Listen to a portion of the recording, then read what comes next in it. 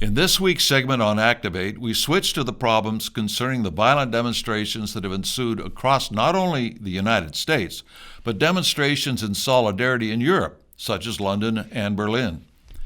As we stated in our special posting last Saturday, these demonstrations are not spontaneous, and the fact that they are even being held in Europe should be a hint to the average person that much more is going on than what the mainstream media is saying.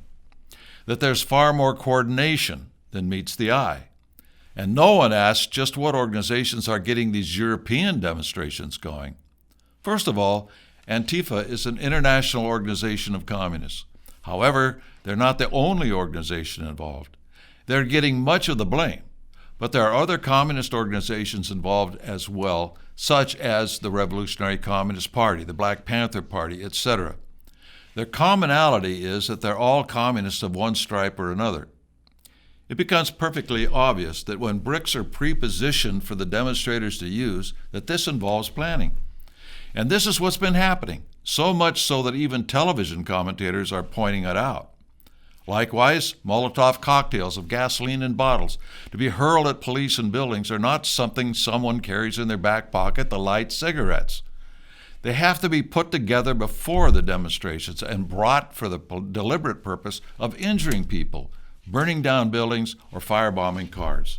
In other words, the violence is pre-planned. The violence is not spontaneous. However, there is something more important going on, and that is the fact that in the cities which are having the most problems, there is a link between the demonstrators and the leaders of the city government. What people are afraid to say is the leaders of the cities too often are Marxists themselves, just as the organizers of the demonstrations are Marxists. In fact, many of the people behind the violence in the street are the same at the grassroots level who helped get the city leaders elected in the first place. Again, they're Marxists.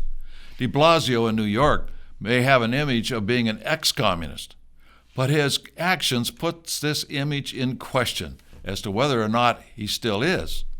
And there are other mayors who fit this description. What we are witnessing is a pincers movement, with the so-called elite at the top, in this case City Hall, and the violent leaders at the bottom, pressing the average citizen between the two, wondering what's going on. The demonstrators are doing what all Marxists who are in City Hall want in order to effect change as a result of the violence.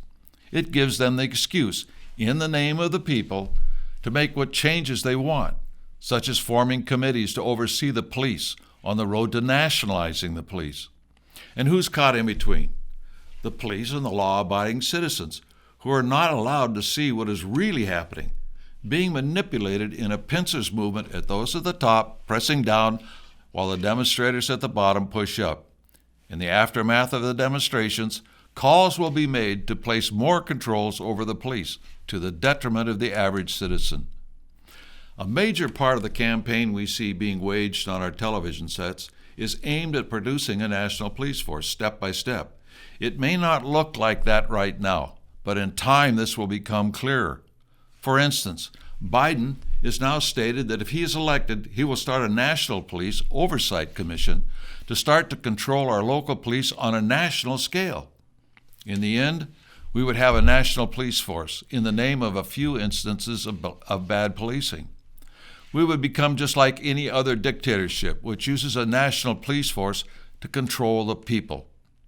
Over the next few weeks, we will be publishing articles pointing these things out, and we ask you to read them and then pass them on to as many people as you can, especially the police and firefighters. They need to know just what they're up against. And do not allow yourself to be caught up emotionally to the point where you think of supporting unconstitutional means to quell the problem. Use every opportunity to educate our fellow Americans about the law, the Constitution, and Bill of Rights. Our country's founders had wonderful insight.